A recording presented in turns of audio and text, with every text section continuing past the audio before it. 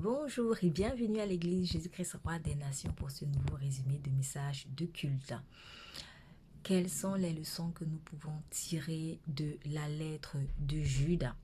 Vous connaissez ce livre qui n'a que 25 versets, mais qui est très puissant. Donc on le retrouve dans la deuxième partie de la Bible appelée le Nouveau Testament.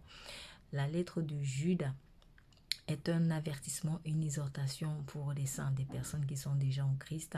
Et qu'est-ce que nous pouvons tirer comme leçon? Déjà, du 1er au 5e verset, nous pouvons retenir ceci, l'importance de travailler à son salut. Ne vous dites pas que j'ai donné ma vie à Christ, ça y est, c'est bon, Christ a tout fait, et puis je peux rester comme ça et négliger la sanctification. Non, non, non, non, c'est très, très dangereux.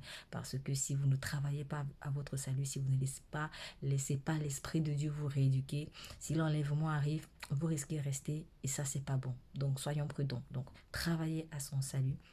Ne pas prendre la grâce comme un prétexte pour vivre dans la dissolution. La grâce vraiment doit plutôt produire en nous une sainte crainte de Dieu, une crainte révérentielle, c'est-à-dire c'est pas une crainte de la peur, mais vraiment c'est un respect vraiment profond vis-à-vis de la personne de Dieu. Donc ce n'est pas un prétexte pour vivre dans la dissolution. Troisième leçon, ne pas renier Christ. Or, on peut renier Christ par son attitude, peut-être pas avec la bouche, mais par notre attitude.